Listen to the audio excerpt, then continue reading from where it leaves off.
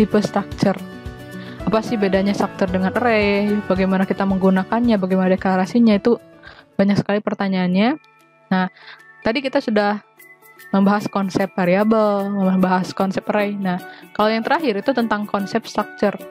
Itu konsep structure itu kita bayangkan saja bekal makan siang yang kita simpan di Tupperware. Yang satu tempat penyimpanan ini itu bisa kita bagi-bagi untuk menyimpan beberapa jenis. Ada yang nasi jenisnya, ada yang sayuran, ada yang berair di sini.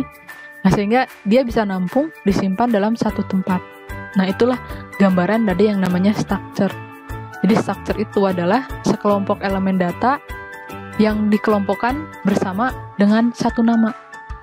Biasanya si elemennya ini itu dia bisa memiliki tipe data dan panjangnya atau ukurannya yang berbeda-beda. Nah, seperti ibaratnya tempat penyimpanan ini, kita kan bisa punya tempat penyimpanan seperti ini dan kita tumpuk 3. Artinya berarti satu structure itu bisa kita gunakan untuk beberapa data ataupun hanya satu saja. Lebih jelasnya saya liatin. Nah, kapan sih kita menggunakan structure? Kalau kita punya data yang banyak, tapi data itu tidak bisa terpisahkan menjadi suatu kesatuan, maka di sanalah kita menggunakan structure. Structure itu adalah tipe baru yang kita definisikan sendiri sebagai programmer. Tipe ini nanti bisa kita gunakan selayaknya tipe data primitif. Jadi structure yang kita tentukan ini, yang kita buat ini, nanti bisa kita gunakan seperti layaknya integer, boolean, karakter, string, itu kita gunakan pada program kita. Hanya saja kita melakukan pendefinisian terlebih dahulu, data apa saja yang kita buat jadi satu kesatuan. Contoh di sini saya ambil studi kasus tentang orang itu selalu memiliki nama, jenis kelamin, dan usia.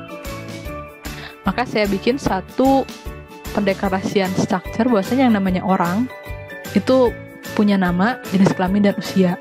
Nah, tadi dikatakan structure itu fieldnya atau elemennya atau anggotanya itu bisa memiliki tipe yang berbeda-beda. Nah, di sini nama, jelas nama itu terdiri dari serangkaian karakter. Maka kita harus menggunakan jenis kelamin. Kita kan bisa lebih menghemat dengan hanya menyebutkan L atau P, sehingga kita bisa gunakan tipe data karakter. Sedangkan kalau usia itu kan hasil dari operasi mengurangi tahun sekarang dengan tahun lahir. Maka kita gunakanlah jenis integer. Setiap elemen dari structure orang ini berbeda-beda. Panjangnya pun bisa berbeda-beda. Cuman sekarang kita satukan nama, jenis kelamin, dan usia ini, kita definisikan dia sebagai structure orang. Nah, si structure orang ini nanti dia akan digunakan selayaknya tipe data. Hanya saja dia merupakan tipe yang dibentuk, yang dibuat oleh si programmer. Penggunaannya bisa kita gunakan pada jenis variabel. Contohnya, jika kita punya data satu orang, dosen kan orang. Nah, kita buat dia dalam bentuk variabel, berarti dosen ini hanyalah penyimpanan yang menyimpan data satu orang. Nah, ini orangnya berarti dosen itu nanti akan punya nama, punya jenis kelamin, dan punya usia. Dan ini tidak bisa terpisahkan. Nah, kalau sekarang, bagaimana kalau seandainya kita punya mahasiswa banyak nih, ada 5. Nah, berarti si structure atau si tipe orang ini bisa kita gunakan ke dalam bentuk array, karena jumlah orangnya banyak. Nanti ada orang pertama, mahasiswa Diki, orang kedua, contohnya mahasiswa Asti, dan orang ketiga, mahasiswa Deden. Nanti setiap orang ini akan memiliki data nama, jenis kelamin, dan usianya. Nah, itulah gambaran penggunaan structure. Jadi structure itu kita definisikan sebagai tipe bentukan baru yang bisa nanti diimplementasikan dalam bentuk variabel atau kita implementasikan dalam bentuk array. Implementasi dalam C++-nya itu mulai dari proses definisi. Definisinya di sini kita tinggal menuliskan keyword structure, lalu kurung kurawal buka, masukkan semua jenis field-nya, kurawal tutup. Bisa kita langsung menyebutkan nama variabel atau array yang akan menggunakan tipe data ini, atau bisa kita buat nama tipenya dulu, baru nanti kita deklarasikan di bawah variabel atau array mana saja yang akan menggunakan tipe data tersebut, atau kita bisa menggunakan pendefinisian menggunakan type def atau definisi tipe. Yang ini dengan itu sebenarnya sama saja. Nah, implementasinya seperti ini. Ini kita buat struktur tipe baru, namanya orang, fieldnya ada nama, jenis kelamin, dan usia. Kemudian, nah kita bisa mendeklarasikan satu buah variabel, namanya dosen, dengan tipe baru, tipenya orang. Kenapa harus menggunakan struct? Ini artinya, orang ini merupakan tipe bentukan baru, yang nanti diterapkan pada variabel dosen.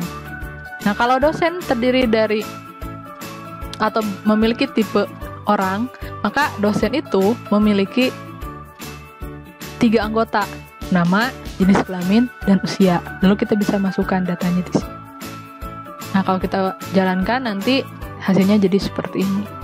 Cuman karena si dosen ini dia strukturnya variabel, maka kalau kita akan menginputkan data dosen yang lain, maka data dosen yang sebelumnya akan tertimpa. Kalau kita punya data yang cukup banyak, seperti contohnya data mahasiswa tadi, ada 3 orang atau 5 orang atau lebih. Nah, si tipe structure orang ini bisa kita implementasikan pada bentuk array. Nah, jadi tipe datanya tinggal kita ganti saja dengan structure orang, nama array-nya, lalu jumlah array-nya. Proses penginputan datanya nanti tinggal sebutkan nama array-nya, indeksnya, ini mahasiswa keberapa. Lalu setiap satu orang mahasiswa dia harus memiliki 3 data, nama, jenis kelamin, dan usia. Seperti itu.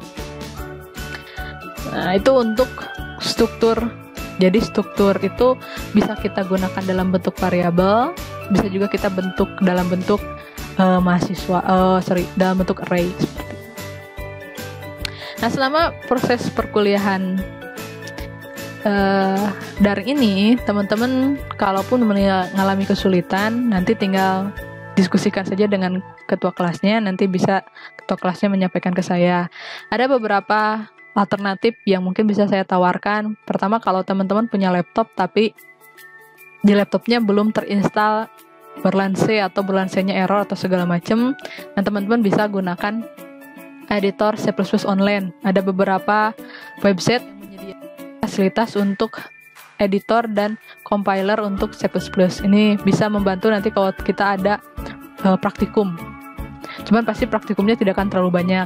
Yang penting teman-teman bisa mengerjakan sendiri dan memahami konsep yang dibahas. Kalau seandainya teman-teman tidak punya laptop, tapi ada HP dengan OS Android, boleh nanti teman-teman instalkan beberapa aplikasi editor C++ di HP Android teman-teman. Yang pasti teman-teman silakan gunakan berbagai macam cara, media yang bisa mempermudah teman-teman dalam mempelajari konsep-konsep struktur data. Nah, kalau seandainya nanti untuk selanjutnya teman-teman tetap masih menemui permasalahan seperti yang tadi saya bilang, silakan hubungi ketua kelasnya. Nanti ketua kelasnya dari kelas E ataupun dari kelas F bisa menghubungi saya untuk mendiskusikan anggota kelasnya. Untuk pertemuan ke-6 itu awalnya saya akan membahas tentang struktur stack dan GNU. Cuman karena saat saya konsultasi dengan struktur data yang kelas A, B, C, D, nah, dosennya itu untuk materi selanjutnya adalah sorting. Jadi untuk next meeting, mohon maaf kita ternyata ada perubahan. Untuk Kamis depan kita akan membahas tentang sorting atau pengurutan data pada array. Untuk materinya nanti akan saya sampaikan di video tutorial dan saya upload file PDF-nya.